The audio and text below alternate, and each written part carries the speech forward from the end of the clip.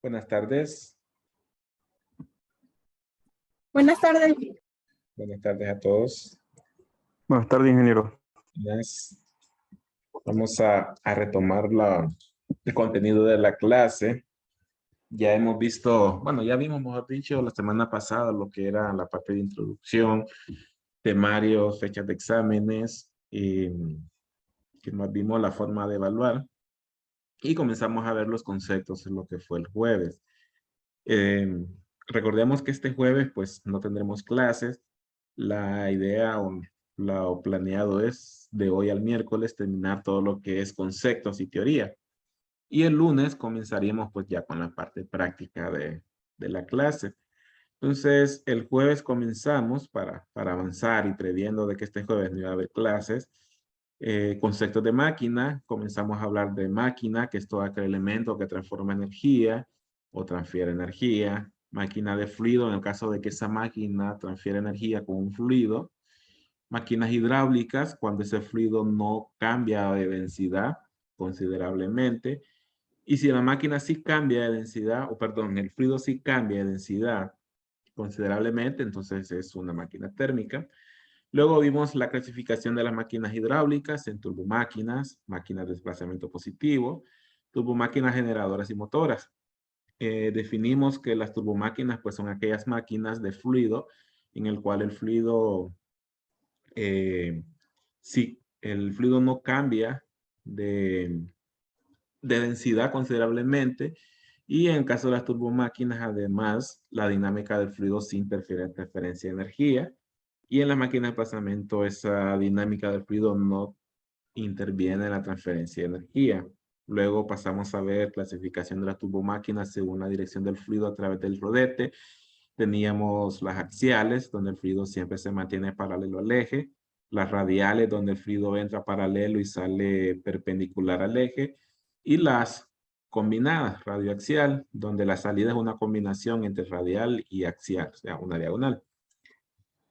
Hablamos de las partes principales, al menos de las básicas de una turbomáquina hidráulica, como es eje, el rodete, columna directriz, caja espiral y tubo difusor. Estas partes pues son básicas de una turbomáquina, por lo tanto también lo tendrán los ventiladores y también lo tendrán lo que son las turbinas hidráulicas que veremos en el tercer parcial.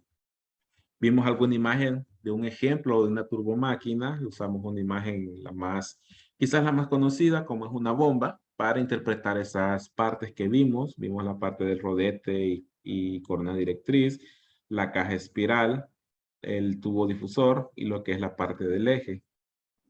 Bueno, el rodete y la parte del eje. Estuvimos hablando. Bueno, luego entramos un poco más a lo que es turbomáquinas, donde la dinámica del fluido se interfiere con la transferencia de energía. Y con dinámica de fluido nos referimos a que una vez que entra el fluido a la turbomáquina, con qué velocidades entra y con qué ángulos entra, con qué velocidades sale y con qué ángulos sale. Entonces, a eso nos referimos con dinámica de fluido.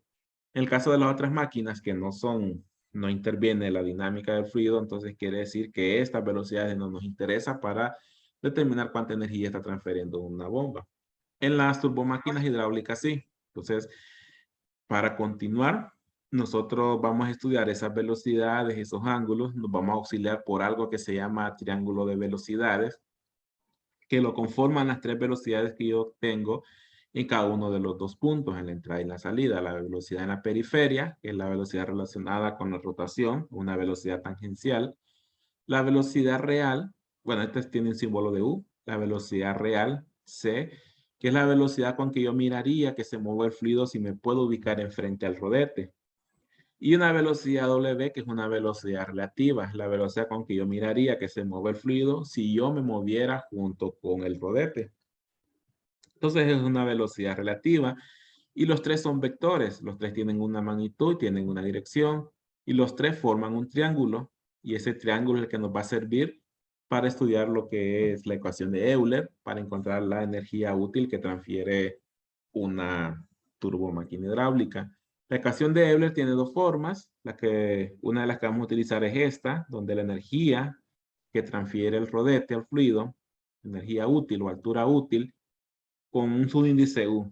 Recordemos que cuando tengamos H con un subíndice U, estamos hablando de energía útil, altura útil o altura teórica o ideal. Es, digamos, la energía máxima que tiene disponible la bomba para transferir al fluido en condiciones ideales. Va a depender de las velocidades U y las componentes de C con respecto a U. Esas componentes son, una vez que nosotros armamos el triángulo de velocidades, la U horizontal, C, perdón, comenzando en el mismo punto donde comienza U y cerrando el triángulo W. Esa componente es la componente de la velocidad C con respecto a U. Es como encontrar una componente en X, como mirábamos en física de un vector, utilizando pues un ángulo que forma ese vector con la componente U o con la velocidad U.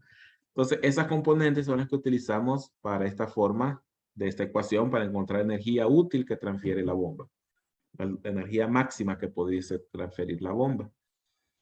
Bien, otra forma es mediante la segunda ecuación bueno, valga la segunda forma de la ecuación de Euler, que ya no considera componentes, sino que considera todas las magnitudes. Todas las magnitudes al cuadrado, diferencia de magnitudes entre 2 veces g. Es decir, estas magnitudes sin encontrar componentes, sino que las magnitudes directamente en la ecuación y encontramos la altura útil. Ambas deben dar el mismo resultado. Las dos se pueden utilizar, pero quizás en su momento seleccionemos la que sea más fácil de utilizar en ese momento. Digamos que si nosotros tenemos las 3 magnitudes, entonces vamos a utilizar esta para no hacer el paso adicional de tener que descomponer esas velocidades. Si ya tenemos, o es más fácil encontrar la componente de C, entonces aplicamos esta primera ecuación. Y así pues vamos decidiendo cuál ecuación es la que vamos a utilizar. Que creo que en los ejemplos la mayoría vamos a utilizar, bueno, están desarrollados con esta ecuación, pero se podría utilizar esta. Solamente que hay que hacer un juego adicional para poder encontrar W. Entonces cualquiera de las dos se puede utilizar. ¿Cuál vamos a utilizar? Pues la que sea más fácil de aplicar. Luego hay algunas ecuaciones que esto pues las vamos a utilizar con los ejemplos. Cuando veamos los ejemplos vamos a retomar estas dos ecuaciones, lo que es el momento hidráulico o el par que transmite el fluido a la bomba, si fuese una bomba, o, perdón, el fluido a la turbina, si fuese una turbina, o de la bomba al fluido, en caso de una bomba o un ventilador. También la potencia entregada, pero en términos del par y de la velocidad de rotación de la velocidad angular del eje o del rodete.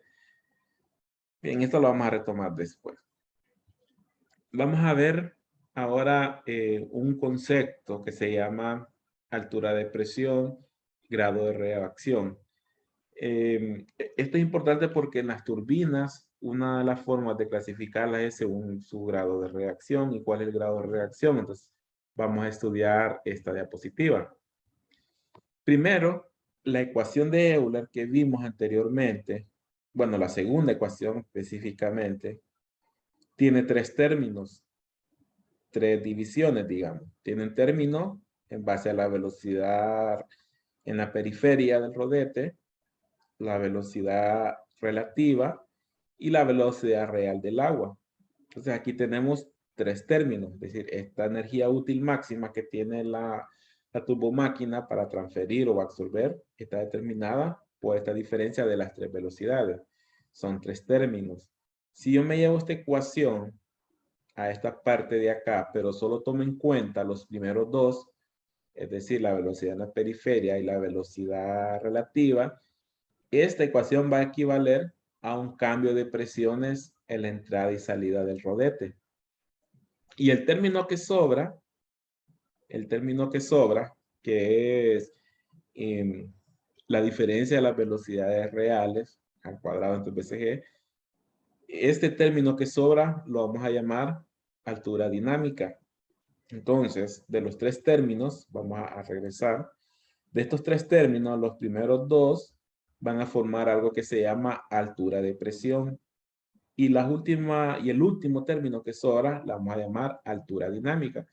En otras palabras, la altura útil total que puede transferir una turbomáquina va a estar formada por una altura de presión más una altura dinámica. Y eso pues lo tenemos en estas ecuaciones que están acá. Bien, ¿qué significa? Que si yo pudiese medir la presión a la salida del álave y la presión a la entrada del álave, yo puedo aplicar esta ecuación. Y el resultado va a ser equivalente a aplicar estas ecuaciones, estas dos que están aquí. Si no las conocemos, pero conocemos la presión antes y después, podemos aplicar esta y al final sumarle esta ecuación. Bien. Recordemos entonces que la ecuación de Euler, específicamente la segunda forma, va a estar formada por dos términos que suman lo que es altura de presión y un término que es la altura dinámica. Estas dos sumadas me van a dar la altura total útil que puede transferir una turbomáquina. Entonces, eso es altura de presión y altura dinámica de un rodete. La suma de ambas me da la altura de Euler. Ahora bien, la altura de Euler me da la altura total máxima que yo tengo disponible para transferir. Pero ¿cuánto de ese total corresponde a presión y cuánto corresponde a altura dinámica? Hay una forma de relacionar de esta ecuación que está aquí, de este total, cuánto corresponde solo a los primeros dos términos, va a ser algo que vamos a llamar grado de reacción, que plasmándolo en fórmula sería altura de presión entre altura total, que se encuentra con la ecuación anterior. Entonces, a esto vamos a llamar ecuación o grado de reacción. Y este término me va a servir en tercer parcial para clasificar las turbinas hidráulicas según el grado de reacción. Bien, hay situaciones donde puede ser cero. Si puede ser cero, para que eso sea cierto, quiere decir que la suma de estos dos términos tiene que ser igual a cero. Y para que eso sea cierto, este término tiene que ser igual a cero. Es decir, que la presión antes y después, o a la entrada y la salida del álave, tiene que ser igual a cero. Y eso vamos a ver en el tercer parcial, que para que eso ocurra, el rodete no tiene que estar inundado, tiene que estar abierto a la atmósfera, porque entonces yo tendría la presión atmosférica en la salida, presión atmosférica en la entrada, la resta sería igual a cero. Y eso pues lo vamos a ver, lo vamos a retomar en el tercer parcial. Pero eso es el grado de reacción, es la relación de cuánta altura de presión tengo con respecto a la altura total. Pudiésemos interpretarlo como un porcentaje. ¿Cuánto de la altura total corresponde a altura de presión? Si es 0.4, quiere decir que el 40% corresponde a altura de presión con respecto al total. Y el otro 60% pues sería altura dinámica. Bien, entonces eso es grado de reacción. Ahora vamos a entrar, todo lo que hemos estado viendo es aplicado a turbomáquinas de forma general. Creo que la última clase mencioné que en la ecuación tenía un más menos.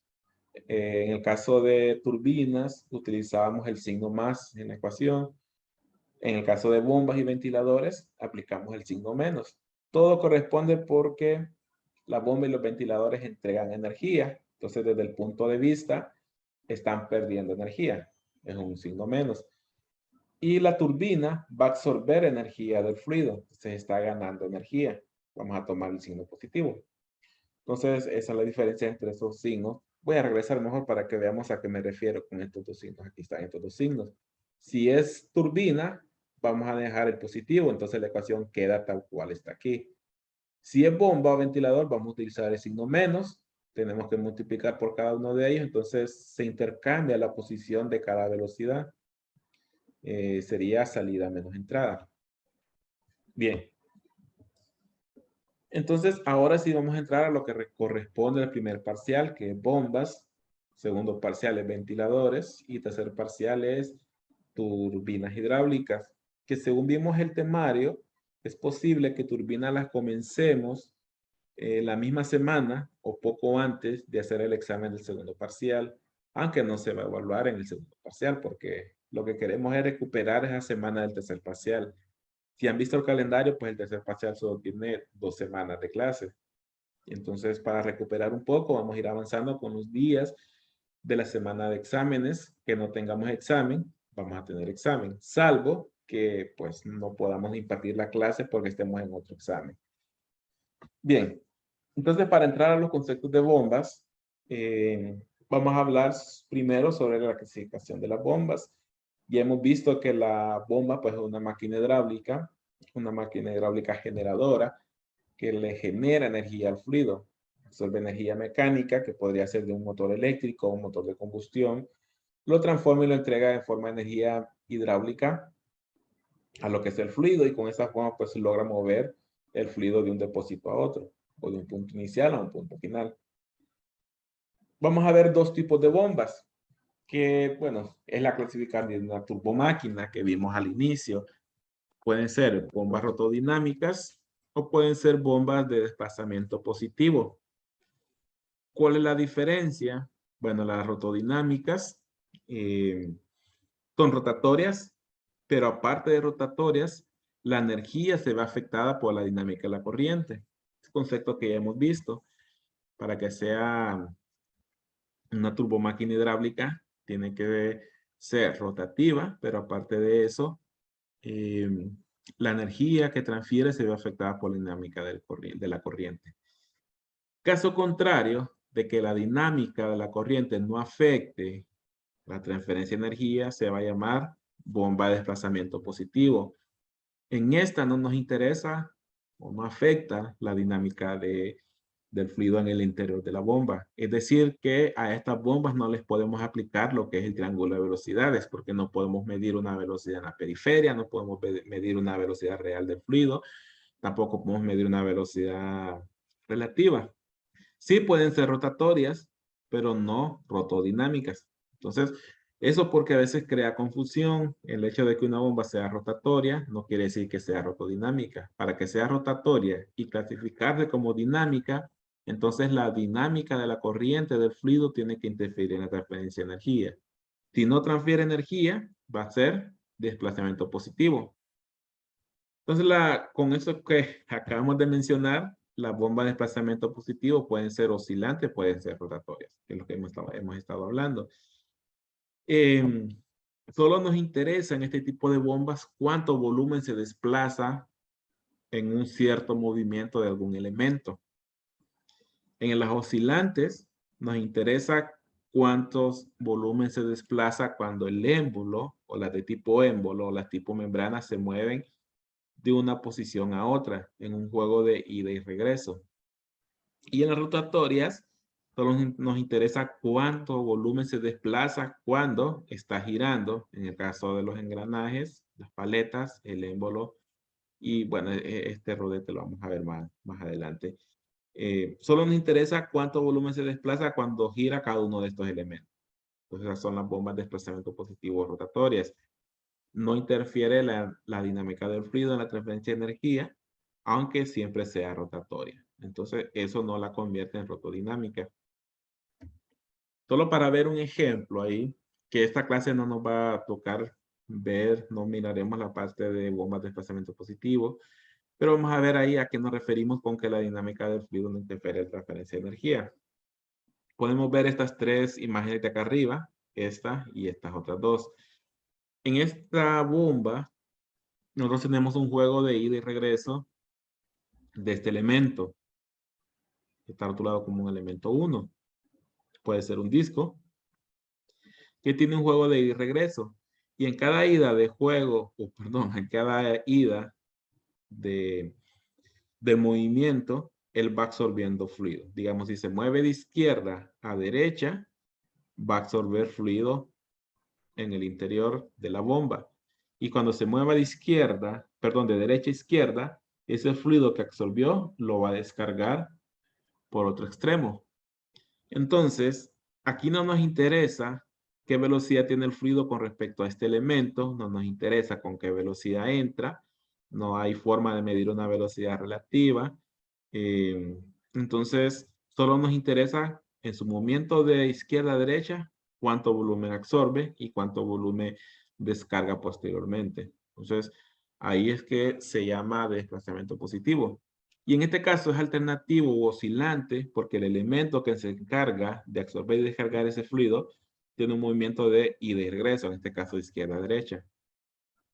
Igual esta imagen, solo que hay como dos espacios para absorber fluido a ambos lados, pero el elemento que se encarga de hacer la succión y la descarga tiene un movimiento de ida y regreso. Lo mismo con este tipo de bomba, nada más que aquí el elemento que tiene ese movimiento oscilante es una membrana que aprisiona y succiona el fluido. Bueno, para que eso ocurra, pues tiene que haber algunas válvulas que son como unas válvulas check que solo abren en un sentido. Entonces, es como una admisión y una descarga, similar a los motores de combustión interna. Y luego están las rotatorias. También giran, ese elemento gira, pero no tomamos en cuenta la dinámica del fluido. Por ejemplo, en esta de abajo, que son engranajes, cada vez que gira, solo nos interesa el espacio que se forma entre los dientes, porque ese espacio capta un volumen y lo impulsa hacia la descarga de la bomba a medida que va girando. Entonces no nos interesa las velocidades de ese volumen, no se pueden medir, tal vez el volumen en la periferia se logrará medir, pero no nos interesa ningún tipo de triángulo de velocidades, solo el volumen que yo capto en cada uno de estos dientes. Igual que este tipo de bomba de émbolo, solo nos interesa este volumen. En esta de paleta, solo nos interesa este volumen en medio de las paletas.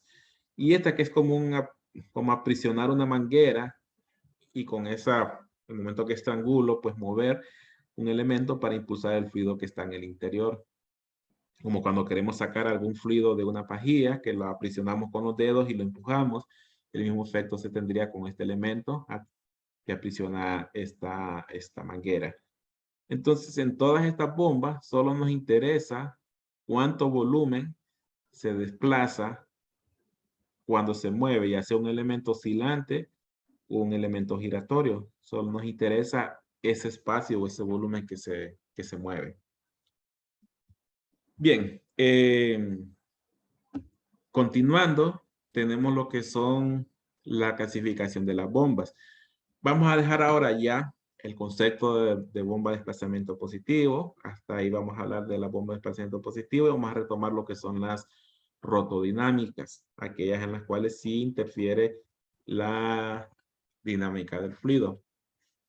Y vamos a ver la clasificación, pero vamos a ver que como la clasificación, como la bomba es una turbomáquina, pues va a tener la clasificación de las turbomáquinas.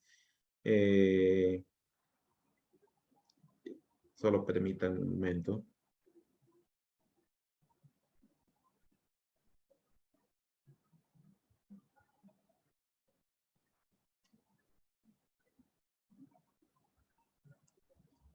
Bien, va a tener la misma clasificación que una turbomáquina, pues es una pertenece a las turbomáquinas.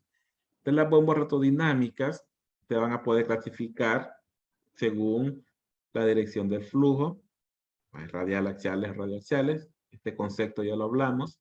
Y hay un caso adicional de múltiples escalonamientos que vamos a ver más adelante.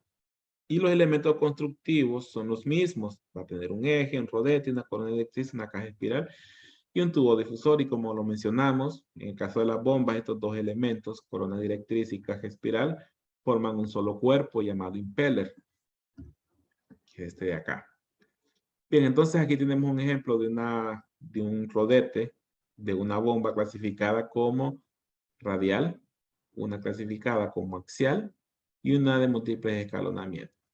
Y en este caso, en este radial, caso especial es que la llamamos también como bombas centrífugas, en el caso de que sea radial, pero el elemento que impulsa el fluido sea curvo.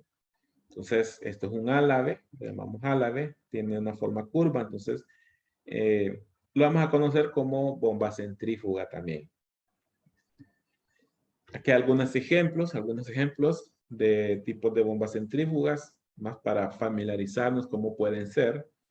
No solamente, quizás esta sea la más conocida, no solamente esta forma tiene, puede ser vertical, puede ser también horizontal, pero más corto. Esto es porque este elemento que es la caja espiral y el motor es un solo eje. En este caso, El eje está separado en dos partes, donde la parte central que la divide es un acople de hule, neopreno, para aislar vibraciones entre el motor y la bomba, o aislar la parte eléctrica de la húmeda, evitar que el agua llegue a la parte eléctrica, y en esta puede pasar en caso de fuga. Aquí pues ya la vimos esta imagen donde podemos ver el impeller, el eje, la caja espiral y el tubo difusor de lo que es la bomba. Y si vamos a hablar ahora del caso especial de una bomba de múltiples escalonamientos, que no es más que como una bomba centrífuga, pero donde yo tengo un impeller a la par de otro. Digamos, yo pudiese poner este impeller, otro a la par, otro a la par y otro a la par, pero aparte de eso que lo girara, lo pusiese hacia arriba. Bien, entonces, esta bomba, que bueno, en campo normalmente se le llama bomba turbina, lo que tenemos es una serie de varios impellers. En este caso, cada uno de estos tazones, 1, 2, 3, 4, sería un impeller. O sea que yo tengo un impeller, uno abajo del otro. Y lo que va a pasar es que cuando esté transfiriendo energía, el primer impeller va a tomar el fluido, le va a incrementar la energía, se la va a entregar al siguiente impeller, le va a incrementar más energía, se lo entrega al siguiente impeller, le incrementa más energía hasta terminar todos los impellers. En este caso son 4 impellers, podríamos decir que es una bomba de 4 etapas. Aquí podemos ver cómo es ese impeller. Un poquito diferente, pero tiene el mismo concepto, los elementos curvos que lo convierten en un impeller o en una bomba radial en este caso. ¿Para qué casos los utilizamos? Vamos a ver más adelante un concepto que se llama cavitación, que es cuando el fluido se evapora. Y vamos a ver, relacionado a la cavitación, un concepto que se llama NPSH. El problema de las bombas que vimos anteriormente es que estas bombas trabajan mejor succionando de un tanque elevado. Puede estar el tanque también por debajo de la bomba, pero a un límite de distancia. Porque si yo sobrepaso cierta distancia, la bomba tiene que succionar más, pero va a cavitar. Entonces la solución es cambiar de tipo de bomba. Y cambiamos a este tipo de bomba. Que en sí todo se basa en que el impeller y el eje de la bomba estén por debajo de la superficie del fluido.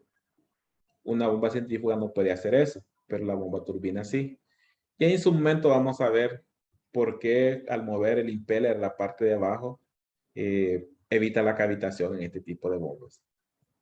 Bien, pero por ahorita pues esa es una bomba de múltiples escalonamientos. Hay otro tipo de bombas que también pueden ser centrífugos, cada uno de los impellers, pero para otras aplicaciones, en este caso como para bombeo de agua caliente o retorno de condensado en el caso de turbinas, turbinas de vapor.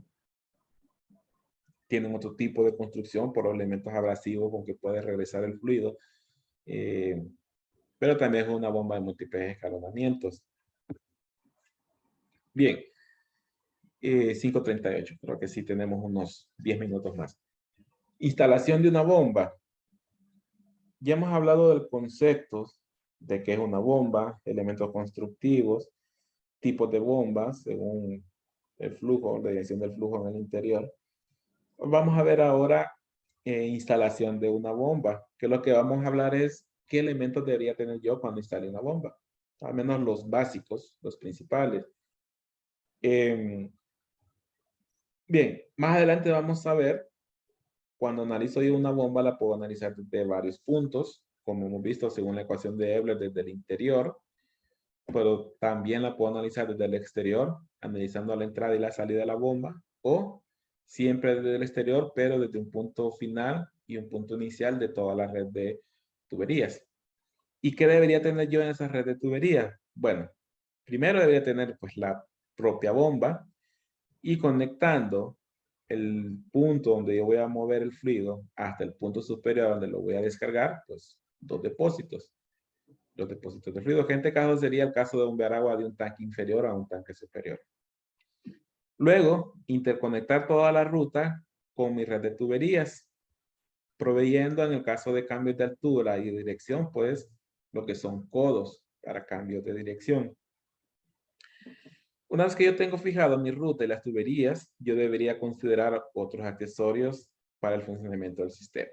Uno de ellos es que aquí no está rotulado, pero para evitar transmisión de vibraciones de la bomba a la tubería, yo debería colocar unas juntas flexibles entre la tubería y la bomba para evitar transmisión de vibraciones y absorber cierta expansión que pudiese tener en el caso de fluidos calientes o fríos.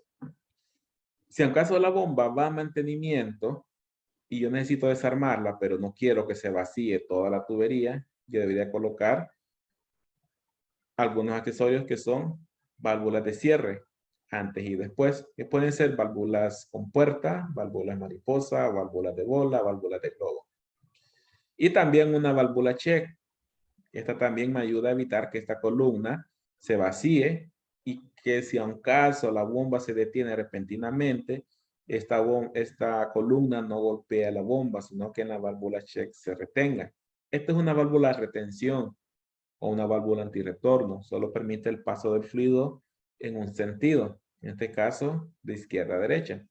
Pero de derecha a izquierda ella tranca y no deja retornar el fluido. ¿Qué más debería tener? Bueno, en el caso de succionar de un pozo, siempre es recomendado considerar en la parte de abajo un filtro y otra válvula check. Un filtro para evitar tomar suciedad de los sedimentos del pozo y una válvula check para que cuando la bomba se detiene, esta columna no se vacíe. No se vacíe porque si se vacía y arranco la bomba no está diseñada para trabajar con tuberías vacías, porque sería el equivalente a estar trabajando con aire. Y los elementos o los equipos que trabajan con aire son otros, son los ventiladores y son los compresores de aire. En nuestro caso de turbomáquinas hidráulicas, pues los ventiladores. Ya los compresores son máquinas térmicas. Y esa pues hay otra clase después en mecánica. Yo debo evitar que se vacíe esta tubería. Entonces colocamos otra válvula check acá en esta parte de abajo. Si a un caso esta tubería se vacía, antes de arrancar la bomba yo debería llenarla. Debería llenarla hasta que llegue a cubrir lo que es el rodete. Para eso, pues una de las formas es aplicando un cebado en el sistema, que no es más que una tubería que yo pueda abrir y por acá meter agua. Meter agua para ir llenando esta tubería hasta que llega a la altura de la bomba. Ahora bien, cuando yo estoy llenando por esta tubería, el fluido viene desplazando al aire. Entonces yo debo proveer una forma de poder desairar, evacuar o purgar ese aire. Y para eso pues deberíamos de tener un sistema de purga de aire. Bien, una vez que está en funcionamiento el sistema, para saber que también está trabajando la bomba, sería bueno tener instalado algún equipo de medición, visual por lo menos, para saber a qué presión está descargando y a qué presión está succionando la bomba. Entonces, para eso colocamos un juego de manómetros que miden presión en la descarga y en la succión de la bomba. Luego podemos tener otra gran cantidad de accesorios que ya pueden depender de la aplicación del sistema. Podemos tener válvulas de balance, válvulas de control, filtros strainer, bueno, incluso hasta termómetros colocamos a veces en sistemas de bomba. ¿Qué más? Sensores, en caso de controles automáticos. Entonces, pero ya todos los sistemas pues ya son más detallados. Pueden depender de la aplicación del sistema de bombeo. Para nuestra clase, pues vamos a ver solamente esos accesorios.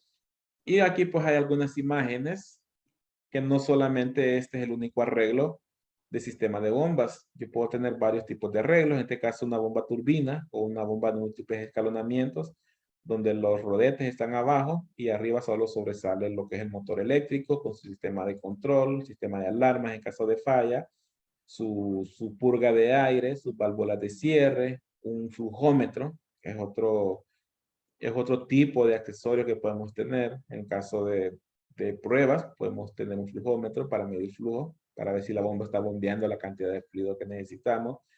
Una válvula de prueba, descargar agua para ver con qué calidad está saliendo para muestras químicas. Y luego, pues, la distribución de la red de tubería. Otro ejemplo de arreglo de bombas, ahí podemos ir identificando qué accesorios tenemos. Ya este pues es un cuarto de bombas, el sistema de bombas, pero en un cuarto techado para protección. Otro ejemplo, solo que este ya sería visto sin cuarto de bombas. Y por último, hoy vamos a terminar con estos dos diapositivas. Esto lo agregué, creo que en la diapositiva o presentación que les cargué no estaba, pero se lo agregué porque creo que no teníamos, en las clases anteriores no les he mostrado cómo son esos accesorios que acabamos de mencionar. Entonces, lo que es el filtro y la check en la parte de abajo de la cisterna que yo mencioné, que es para no absorber sedimentos, podemos tener un accesorio parecido a estos tres de aquí, que es filtro y también válvula check. Internamente puede tener una válvula check para evitar que se vacíe la tubería de succión y para evitar que absorba sedimentos, mucha suciedad. Y también podemos tener un filtro que es solamente filtro, pero esto se coloca normalmente antes de la bomba para que cualquier suciedad que logró entrar no llegue a la bomba, porque puede ser suciedad que se comporte como un elemento abrasivo y desgaste lo que son las partes internas de la bomba. Podemos tener válvulas de cierre, que en el ejemplo salían válvulas con puertas, que son como esta de acá, pero también pueden ser válvula de bola, válvula de globo, válvula con puerta y válvula mariposa. Aunque sean las muestras que estamos poniendo en la diapositiva, no son las únicas. Pueden haber otros tipos de válvulas, como he dicho, de este tipo de válvulas, pero con otra configuración de construcción. Por ejemplo, podemos tener acero inoxidable para la válvula de bola, podemos tener un actuador electrónico neumático para la mariposa, la válvula con puerta. Pero en sí, su concepto es que son válvulas de cierre. Podemos tener válvula check, que es la que mencioné para que la columna de agua no se vacíe. Puede ser de cualquiera de estos tipos. Hay más tipos también y de otros tipos de material. Pero lo que tenemos es un elemento que solo permite abrir en un sentido, pero en otro sentido el mismo fluido cierra la válvula. Y lo que es la junta de expansión que yo mencioné para evitar transmisión de vibraciones de la bomba a la tubería. Evitamos vibraciones y también puede absorber expansión de las tuberías. Entonces, esto es un ejemplo de cómo puede ser esa junta de expansión. Y por último, los manómetros que podemos tener para ver a qué presión está descargando la bomba y a qué presión está succionando. Entonces, eso nos puede dar una idea de que también está funcionando la bomba. Nos puede dar una idea si los filtros ya están sucios, si el nivel del pozo está demasiado bajo, o si de repente en la descarga hay una obstrucción en algún tramo de tubería, entonces ahí vamos a ver que esas presiones pueden variar. Y en caso de medir temperaturas, pues tendríamos algo llamado termómetro, que no es la única forma, pero quizás es uno de los más conocidos. Podemos tener un termómetro también con redondo. En este caso yo coloqué uno que tiene esta forma vertical para mostrar temperatura del fluido a través de la bomba. Bien, ya mañana vamos a ver ecuaciones ya aplicadas a las bombas. Vamos a hablar sobre pérdidas en la bomba, pérdidas hidráulicas, pérdidas volumétricas, pérdidas mecánicas. Vamos a hablar de potencias, rendimientos, cavitación, golpe de ariete. Cómo vamos a calcular o cómo vamos a evitar la cavitación. Vamos a hablar mañana. Yo creo que entre mañana y el miércoles terminamos todo lo que es teoría. Pasaríamos después el lunes, las próximas 2 semanas, solo a ver ejemplos. Hay una buena cantidad de ejemplos. Ya la parte práctica de la clase. Entonces, el jueves no hay clases. Recordemos que el jueves es feriado. Y solo tendríamos clases mañana y el miércoles. Y yo creo que sí logramos terminar la parte teórica el miércoles. Entre mañana y el miércoles. Bien, entonces, no sé, ¿alguna consulta? Si no, pues nos vemos mañana. Mañana siempre a las 5:10. Ingeniero, pasó listo. ¿Verdad? No, no he pasado lista.